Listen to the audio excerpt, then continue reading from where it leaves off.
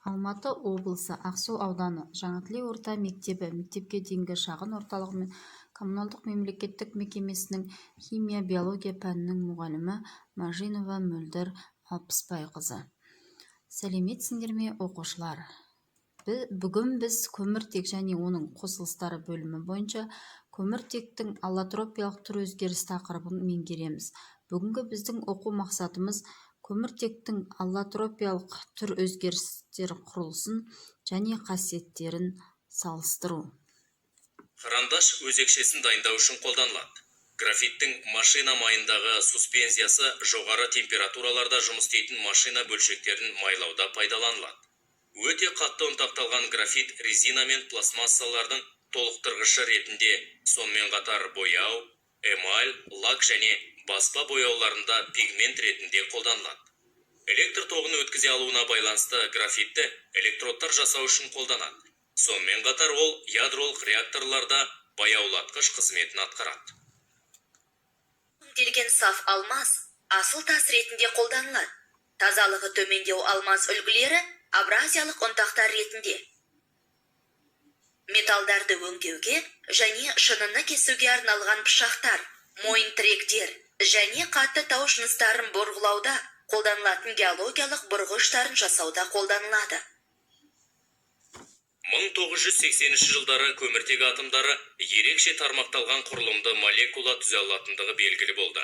Көміртектің ондаған атомынан бастап, бірнеше жүздеген атомнан тұратын осындай көптеген молекулалар алынды. С60 немесе С70 таңбалары сәйкесінше көміртектің 60 және 70 атомынан тұратын фуллерен молекуласын білдіреді. Ең алғаш анықталған және ең тұрақты құрылым көміртектің 60 атомынан тұратын молекула болып шықты.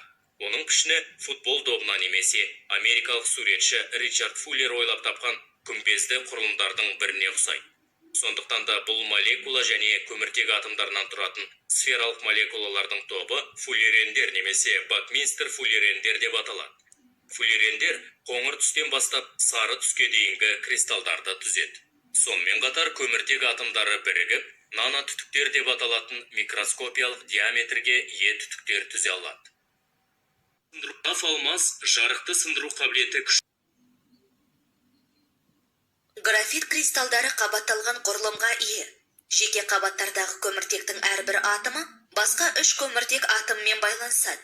Бір қабатта орналасқан көміртек атомдарының арасындағы байланыстар өте берік, ал қабаттар өзара әлсіз күштермен ұсталып тұрады. Және колодадағы карталар сияқты бір-біріне қатысты орын ауыстыра алады. Графиттің тығыздығы алмаздың тығыздығынан аз және 2,2 грамм бөлінген сантиметр кубқа тең. Саф алмаз жарықты сындыру қабілеті күшті мөлдір кристалдардан тұрады.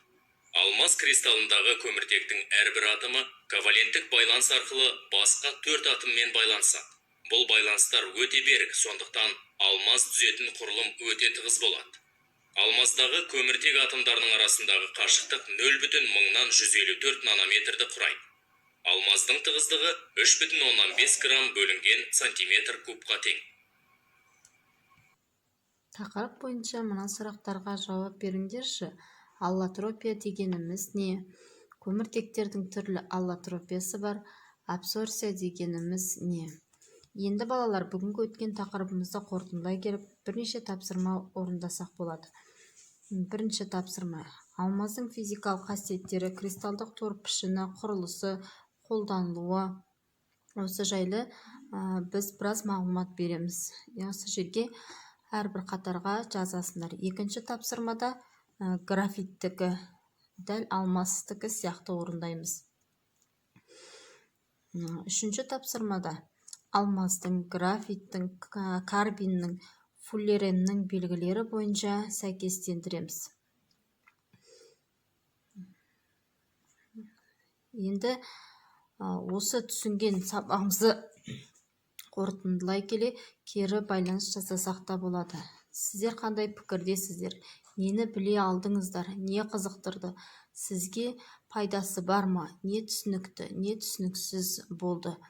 Үйге тапсырма, оқулықтағы 190 беттегі бірінші тапсырманы орындау, осы тақырыпты оқу. Сау болыңыздар.